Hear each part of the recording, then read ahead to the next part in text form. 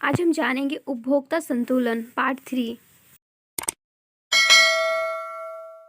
Everyone, आज हम पढ़ेंगे अर्थशास्त्र का तीसरा चैप्टर। यह है उपभोक्ता संतुलन, कंज्यूमर इक्विलिब्रियम। यहाँ पे कुछ इंपॉर्टेंट क्वेश्चन मैंने तैयार किया है। उपभोक्ता से आप क्या समझते हैं?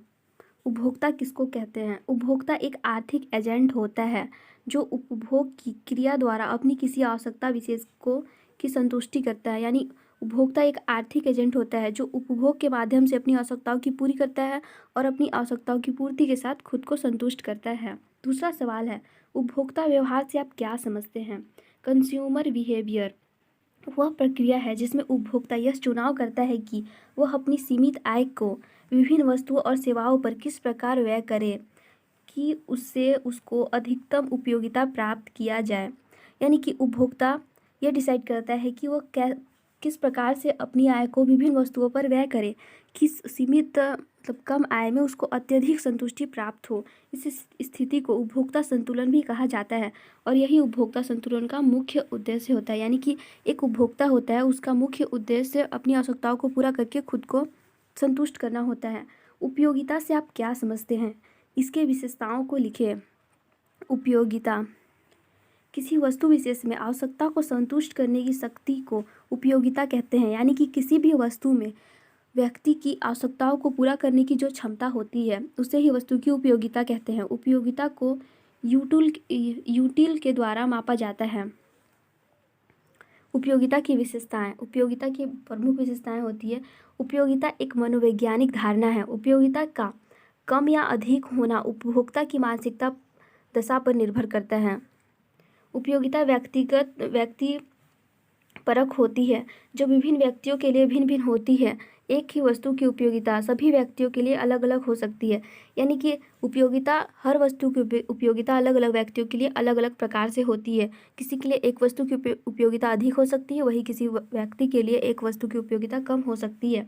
उपयोगिता नैतिक सिद्धांतों से प्रभावित नहीं होती। यानी कि किसी वस्तु की जो उपयोगिता होती है वह नैतिक सिद्धांतों से प्रभावित नहीं होता है, जैसे कि सम्मान इत्यादि।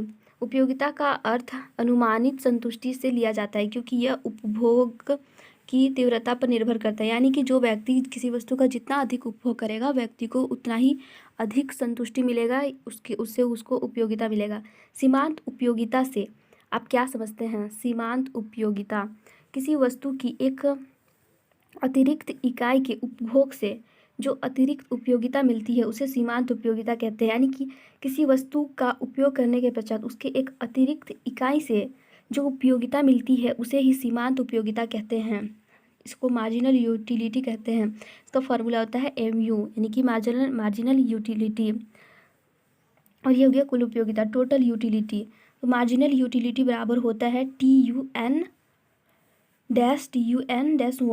यदि किसी ये एक एग्जाम्पल है, यदि किसी वस्तु के 10 इकाइयों के उपभोग से 150 यूटिल संतुष्टि की प्राप्ति होती है तथा 11 इकाइयों के उपभोग से 160 यूटिल संतुष्टि प्राप्ति होती है, तो वस्तु की 11वीं इकाई का उपभोग करने से प्राप्त होने वाली अतिरिक्त उपयोगिता कितना होगा? तो ये हो जाएगा 160 माइनस 150 बराबर 10 यूटिल।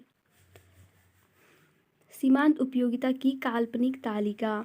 सीमांत उपयोगिता का एग्जाम्पल, तो ये हो गया वस्तु X की इकाइयाँ, दूसरा हो गया सीमांत उपयोगिता MU यानी कि मार्जिनल यूटिलिटी। ये बस नंबर है 1, 2, 3 और इससे मिलने वाली उपयोगिता है घटती किंतु धनात्मक उपयोगिता। यानी कि पहले अगर कोई व्यक्ति किसी वस्तु का उपभोग करता है तो उसे पहले वस्तु से जितनी उपयोगिता मिलती है वो सबसे अधिक होती है। जैसे कि वस्तु 1 के उपभोग से जो उपयोगिता मिलेगी वो सबसे अधिक है 40। वही दूसरी बार उस वस्तु का उपभोग करने से उपभोक्ता को उससे कम उपयोगिता मिलेगी यानी कि 30। फिर ये धीरे धीरे घटते जाएगा, ये 20 हो गया, 10 हो गया और एक सीमा के पश्चात ये संतुष्टि स्तर 0 हो जाता है। उसके पश्चात वो ऋणात्मक हो जाता है। यानी कि किसी वस्तु का उपभोग अगर हम लगातार कर रहे हैं, जो हमें पसंद है, अगर हम पहले उसे खाते हैं तो वो हमें पहले ज़्यादा टेस्टी लगता है, ज़्यादा अच्छा लगता है, उसकी उपयोगिता हमारे लिए अधिक होती है। परंतु अगर हम उसे बहुत ज़्यादा खा लें तो वो हमारे लिए खराबी भी कर सकता है।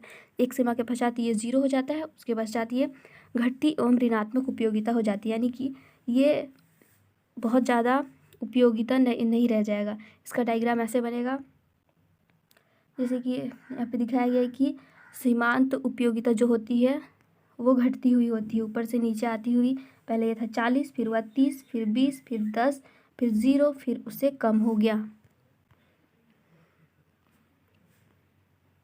अगला सवाल है, कुल उपयोगिता से आप क्या समझते हैं?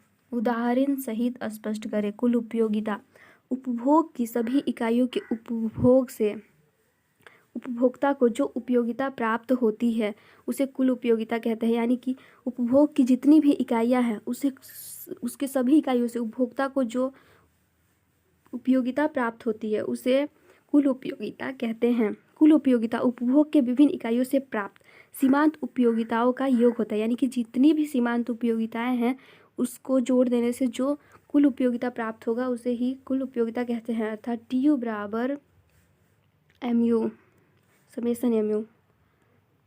इसका एग्जाम्पल हो जाएगा, एग्जाम्पल है जैसे कि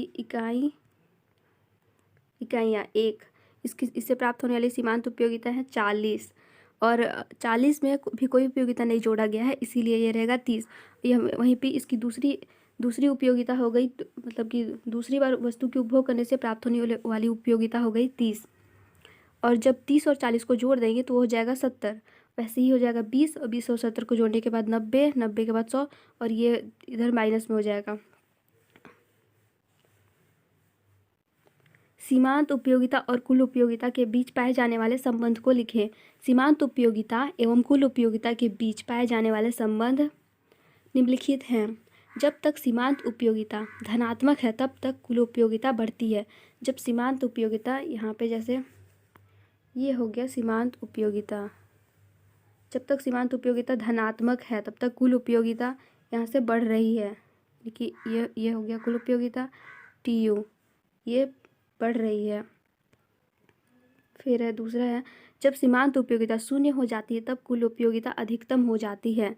क्योंकि सीमांत उपयोगिता जैसे यहाँ पे शून्य हो गई वैसे कुल उपयोगिता अधिकतम हो गई। ये सबसे अधिक है अभी 100।